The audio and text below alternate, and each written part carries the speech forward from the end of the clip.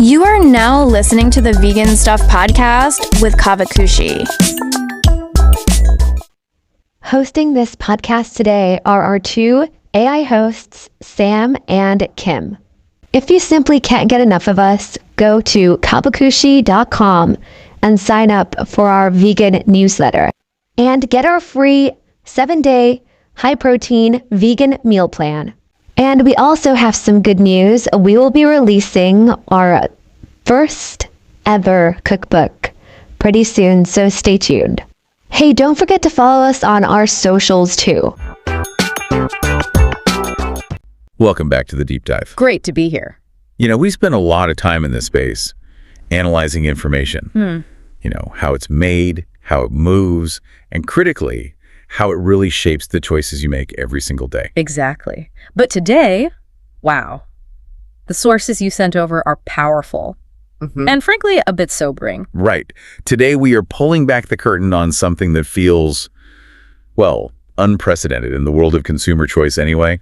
It's this organized, highly sophisticated digital disinformation war. And it's targeting plant-based diets and the huge rise in the popularity of veganism. It's just a perfect illustration of how these huge economic battles, they're not just in boardrooms anymore. No, not at all. They're being fought right there in the comments section, on forums, and through these really carefully curated influencer networks. Okay, so let's unpack this because we have really compelling and honestly often contradictory mix of sources here. We do. On one hand, you have the sensational stuff. The viral, but maybe a little dubious anonymous confession from a guy who says he was a paid troll. And on the other hand, you have these highly detailed, very credible investigative reports. And they meticulously track the spending, the messaging, the coordinated actions of these huge PR firms.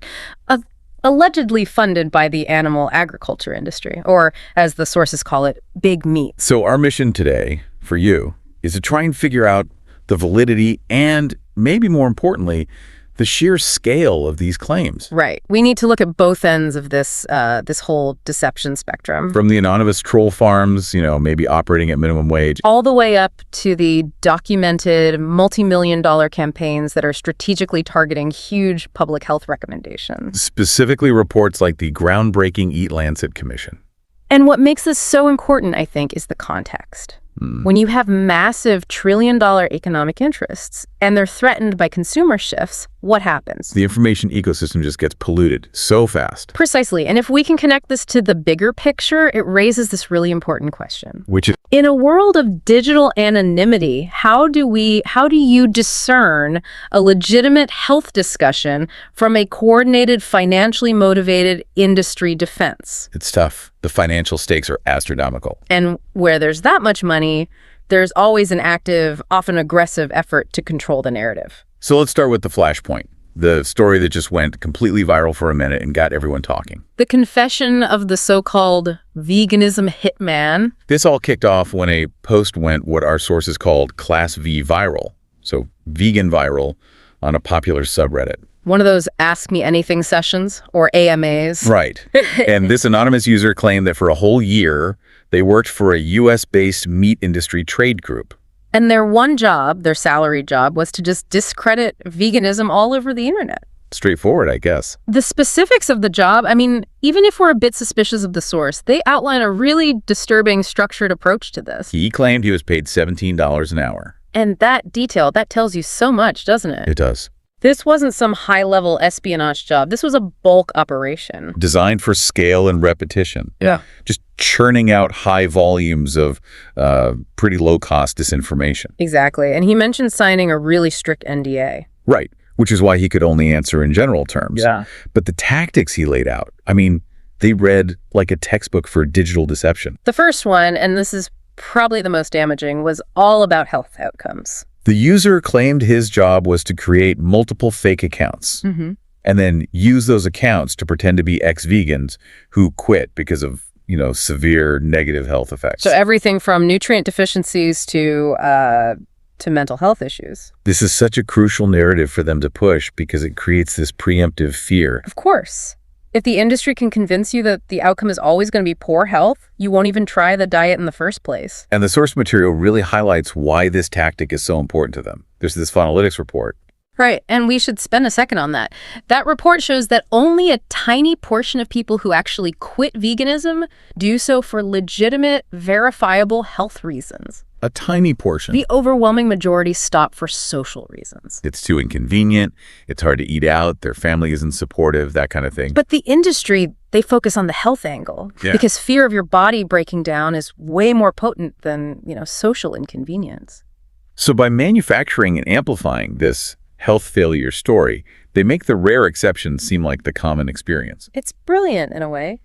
The second tactic he alleged was much more subtle and pretty insidious. This is about actively pushing existing vegan communities, especially on places like Reddit, toward more extreme positions. Positions that are easily discreditable. Exactly. I mean, think about it. If you can find the loudest, most radical voices in a movement and then use paid trolls to amplify those specific voices, maybe even exaggerate their claim, you taint the entire movement in the eyes of the public. You make the huge majority of moderate, health-conscious people look totally unreasonable by association. And it wasn't just amplifying existing voices. They were making up entire stories. The poster said, and I'm quoting, "They made up some doozies." He even gave an example. A colleague of his supposedly claimed that going vegan caused him to develop OCD. Obsessive-compulsive disorder. And the fact that, according to this user, lots of people believed these really specific, emotionally charged stories, it just shows the power of anecdotal misinformation. Especially when it taps into those existing anxieties people have about diet and mental health. It's psychological warfare, just carried out through narrative. And beyond the general stories, they were extremely tactical about which arguments they went after. Right. The focus was always twofold. First, discredit veganism on nutritional grounds. And second, try to argue for the sustainability of certain kinds of meat production. Even admitting they had to cherry pick a lot and make claims they knew were, intellectually dishonest. A really fascinating detail was how they tried to neutralize the environmental angle. The crop deaths argument. The crop deaths argument. This is the claim that farming crops kills field animals, mice, insects, whatever. So veganism isn't really cruelty-free. And the paid actors, they allegedly admitted they would embellish the heck out of this issue. And they did it because of the lack of hard data. Exactly. They knew there was no consensus on the exact numbers, how many mice are killed in a soy field versus a cornfield for animal feed. So they could just throw out these huge, terrifying figures with no pushback. It's exploiting an information gap to create moral paralysis for the consumer. And it relies on people just having this massive lapse in logical thinking, because the part they always leave out is that a vastly larger amount of crops are grown to feed farm animals than for humans to eat directly. So if you actually care about crop deaths, the most effective way to reduce them is to stop feeding livestock, not to stop eating plants yourself. They use a partial truth to hide the much bigger reality. They also spend a lot of time attacking plant-based alternatives. Fake meat, as they called it. And this involved just a direct, cynical use of chemophobia. That irrational fear of chemicals and complex ingredients. There's a classic PR strategy. The tactic was to find ingredients with long, scientific-sounding names on the package. Even if the ingredients were totally harmless, right? Like mushroom derivatives or yeast extract. Oh, completely benign. But they'd present them as proof of this industrial, unsafe food, using the Latin-derived names to just trigger the brain's danger signal. The poster even told this darkly funny story about their training, reminding the audience that water is a chemical. Right, and that they were using these long, scary names on purpose to scare consumers. Okay, so we have to address the plausibility of this whole account. We do, because while this individual story might be exaggerated, the tactic itself is entirely plausible. It fits perfectly into the digital landscape we see today. And the poster even cited some real-world parallels to, justify his story. He mentioned the documented cases of foreign agencies running extreme political accounts on platforms like X. Like those Magi accounts being run from Eastern Europe or Nigeria. Right. It confirmed that these large-scale paid campaigns are an established industry model. Which leads to the evolution of the problem. And what might have been behind the poster losing his job? The shift to AI bots and automated troll bot SIM card farms. Why pay humans $17 an hour, even if that's cheap? When an automated system can run thousands of fake accounts at once, 247, for a fraction of the cost. This suggests the industry might be shifting from small groups of human trolls to these fully automated disinformation armies. And an MIT article, the sources mentioned, highlights the scale of this. Nearly 140 million Americans were reached by accounts like this on Facebook before the 2020 election. So when the Redditor claimed that half the accounts on certain Reddit subs about this topic are not genuine, That might be an exaggeration. it's probably an exaggeration, yeah. But the existence of a significant, non-genuine, potentially automated presence, that seems highly likely for a trillion-dollar industry. So the takeaway from this confession, regardless of the guy's credibility, which we will get to later, is that this whole thing is industrializing. It shows a very specific playbook. So if that's what anonymous trolls are doing for $17 an hour, what are corporations doing with millions? And that's the perfect transition, because now we move from this murky, anonymous confession to credible, documented evidence. This is from the Changing Markets Foundation report. Right. And this isn't anonymous trolling. This is documented, high-level corporate and political warfare. And it all centers on the 2019 Eat Lancet Commission. This was not some fringe report. This was a global group of over 37 leading experts, all connected to the super respected medical journal, The Lancet. And they produced this landmark report outlining what a healthy, sustainable food system needs to look like to feed the planet by 2050 without, destroying it. And their recommendation was basically a nightmare scenario for the animal agriculture industry. Especially the red meat sector. They concluded that a diet rich in plant-based foods, with fewer animal source foods, gives you both better human health and huge environmental benefits. Let's get into the specifics because they are so key to understanding the backlash. Okay. So the report stated that a global transformation by 2050 would require these dramatic shifts. Consumption of fruits, vegetables, nuts, and legumes would have to nearly double. And here's the trigger. Consumption of red meat and sugar would have to be reduced by more than 50%. 50%. That figure. A 50% reduction globally. That's what the source material correctly calls a 5-alarm fire for the industry. They didn't see a health guideline. They saw 50% of their future profits just vanishing. And that level of threat demanded an immediate, aggressive, and highly organized response. And the most incredible discovery in the report is that the industry's response was a preemptive strike. They didn't wait and then react. They acted before the facts were even public. They had insider information. A big PR firm working for the meat industry. Red Flag Consulting working with the Animal Agriculture Alliance. They found out about the report ahead of time and just spun up a counter-campaign before the release date. Just think about that level of strategic sophistication for a second. It's amazing. The entire #YesToMeat campaign, which was designed to undermine Eat Lancet, was launched and active 3 days before the report was even released. They were poisoning the well before anyone could even read the science. And the report provides this meticulous analysis of the backlash. They called it a tightly coordinated network of misinfluencers. These aren't just random people. They're individuals with huge platforms spreading these industry-friendly messages. And sometimes without disclosing any financial relationship. The journalists even named names, the Misinfluencer Award winners, as they called them. Number 1 was Sean Baker, the big proponent of the extreme carnivore diet. And number 2, Nina Teicholz, author of The Big Fat Surprise. She's built a huge brand on being pro-meat and anti-anything plant-based. The researchers just mapped the connections. Between these scientists, the doctors, the influencers, they showed this whole network was mobilized specifically to discredit the report. And the evidence of coordination is just, it's overwhelming. You had figures like Dr. Ken Berry using the #YesToMeat hashtag 3 days before the report dropped. That's the definition of a strategic preemption. They were priming their audiences to reject the findings, not based on the data, but based on the emotional framing fed to them by the PR firm. And while the report couldn't get, scanned copies of checks for every influencer, Which is almost impossible to get in corporate PR. the documents strongly suggested that campaigns like #YesToMeat and Climate Food Facts were absolutely industry funded. And not only that, they found evidence that senior meat industry figures were celebrating the criticism internally. Calling it successful industry coordination. That phrasing tells you everything. They saw it as a professional achievement. Did you know we have a vegan search engine, a vegan forum, a vegan newsletter, and so much more coming soon? So why not check us out at Caavakushi.com.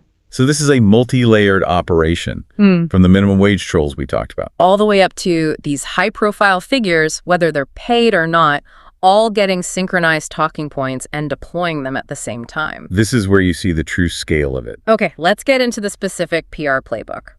Because the sources detailed the psychological strategies and the fear-based messaging they used. And this wasn't just refuting facts. It was about leveraging cultural friction points. Oh, absolutely. The PR firms were extremely sophisticated. The most successful tactic was what we can call the fear tactic of elitism and conspiracy. This is the one you see everywhere now. The elites are planning a great reset. That exact terminology, highly charged, designed to trigger immediate distrust in any institution. And they paired it with terms like psychotic vegan zealots are pushing Eat Lancet climate propaganda. The goal was to frame this scientific health recommendation not as data, but as a coercive political agenda from, powerful hidden figures. It's so cynical because it completely bypasses any rational debate. By linking the report to some shadowy global conspiracy, they allow people who are already skeptical to just reject the findings without ever having to engage with the actual science. And the execution was clearly centralized. The source material makes a really strong case that influencers were given a very similar sheet of talking points, which resulted in them using similar or sometimes identical wording. And posting their criticisms at coordinated times. That is the unmistakable fingerprint of professional orchestration. It's not organic debate. And this coordination goes beyond social media celebs to scientists who are often presented as impartial experts. The sources highlight the case of Frank Mittliner, an animal scientist from UC Davis who was heavily involved in criticizing the ET Lancet report. And this is where the money becomes, potentially damning. The sources detail that between 2002 and 2018, Mittliner and his Clear Center received nearly $12.5 million in funding. And that funding came from government agencies, yes, but a substantial amount came from multiple livestock organizations and big meat industry groups. The conflict of interest just seems profound. I mean, how can you maintain the perception of impartiality when your budget is so heavily dependent on the very industry you're defending? His career really took off long before this, though.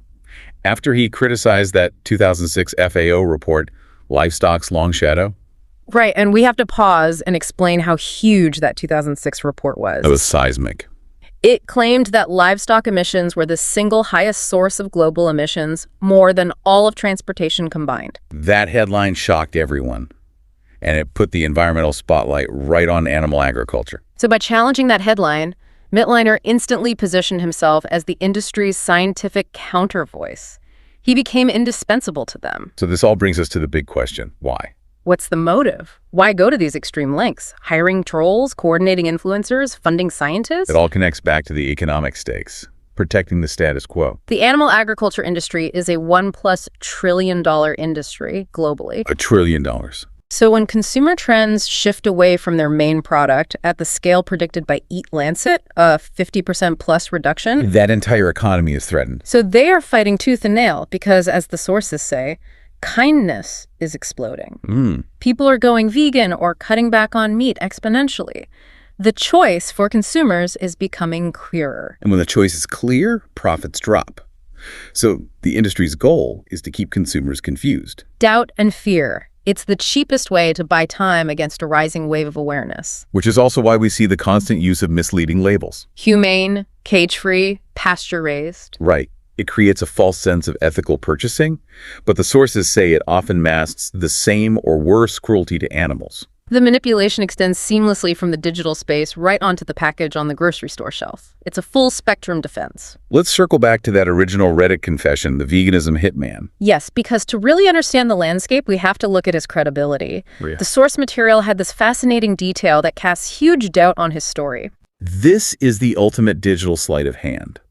The sources found that just 3 days apart from posting the AMA, where he claimed to be a paid troll, the very same individual was posting on the anti-vegan subreddit, claiming to be a 20-year vegan who was thinking of quitting. A 20-year vegan? That timeline is impossible. You can't be a 20-year vegan and a paid operative for the meat industry for the last year. He was playing both sides of the fence, seeking validation and attention from two totally opposite communities. The conclusion from the source is that he was likely just farming for karma, for upvotes. posting sensational stories designed to appeal to different subreddits. He told the anti-vegans what they wanted to hear, and then he told the AMA audience the whistleblower story they wanted to hear. So he was dishonest. Very dishonest. But, and this is where it gets interesting, even if his personal story was completely fabricated, he still served a critical function for this deep dive. He acted as a signpost. Exactly. Even in his dishonesty, he linked to a highly credible source. The Guardian article titled, "Inside Big Beef's Climate Messaging Machine, Confuse, Defend, and Downplay." Which is a legitimate, well-researched piece detailing the actual verifiable PR efforts of the beef industry. And the author of that Guardian piece went undercover in the beef industry's fake master's degree program. The Masters of Beef Advocacy program. Right. And she concluded that the industry is in an all-out public relations war to preempt environmental criticisms. So we can draw a really clear line here. We can synthesize the difference between the two types of disinformation we've looked at. On one side, you have the documented evidence of influencers being paid supporters or working in a coordinated way. That's professional PR strategy and organized corporate campaigns. On the other side, you have the claims of people taking on completely fake identities, spreading misinformation, using bots. As alleged by the Redditor. And while he was a liar about who he was, the tactic he described is real, it's plausible, and it's supported by evidence of these AI bot farms. So the individual was a liar, but he was describing a genuine, documented industry tactic. And the scale and contrast here are immense. This is the crucial point for you, the listener. Think about the difference in power. Vegan activists might be organizing small, grassroots efforts, holding bake sales to print leaflets. And then contrast that with a trillion-dollar behemoth of an industry. Massively land-intensive, huge environmental footprint, killing over 80 billion land animals a year. They use sophisticated international PR firms that specialize in political disruption. The playing field is just fundamentally unequal. An activist group fighting for change doesn't have the same financial firepower, or arguably the same ethical compromise. So what does all this mean for you? Why should you care about hashtags and fake master's degrees? Because this misinformation targets the very reasons people are trying to eat more plants in the first place. Health, environment, animal welfare. The moment you start looking for objective information on these topics, you are stepping into an information ecosystem that has been deliberately manipulated by very sophisticated actors. The warning from the hitman, even if he was a liar, it holds true. It does. Don't believe that everyone is who they say they are online. Critical thinking isn't just an academic exercise here. It's a necessary defense mechanism. When you see these radical, emotional, politically charged arguments about diet in a comment section, your first reaction shouldn't be to debate the fact. It should be to question the source, the motivation, and the potential orchestration behind the message. So to summarize our deep dive, this digital war is complex. It involves, maybe some isolated bad actors and attention seekers. But far more credibly and far more dangerously, it involves massive, well-funded PR campaigns. And these campaigns are strategically designed to undermine legitimate public health recommendations, like Eat Lancet. Using coordinated influencers, funding scientists with questionable financial ties, and weaponizing fear tactics to frame science as an elitist conspiracy. It is an industrial approach to manufacturing confusion just to maintain market share. If we connect this to the bigger picture, this isn't just about what you eat for dinner. It's about the fundamental pressure points in our global food supply chain and the tactics used by these entrenched trillion-dollar interests to maintain the status quo. Which brings us to our final thought. The source material frames the rise of veganism as the antidote to the destructive system the animal ag industry operates in. And given the documented lengths they've gone to discredit this movement, the millions on PR, the preemptive strikes, the fake master's degrees. What does that tell you about the power and the future threat the industry sees in the plant-based movement? They're fighting this war because they know the antidote is working. The intensity of the defense is often the clearest measure of the perceived strength of the threat. Thank you for sharing this fascinating, if often worrying, stack of sources, and for joining us on this deep dive. Stay skeptical, stay curious, and we'll see you next time. Thanks for listening. We hope you liked this episode. If you did, we'd really appreciate it if you could give us 5 stars on whatever platform you're listening to this podcast on.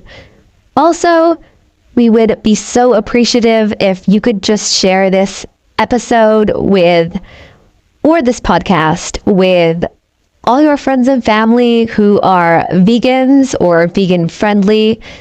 We're also really excited because we are going to be launching something really cool pretty soon on the site, so keep an eye out for that. And we will see you really soon with a new episode.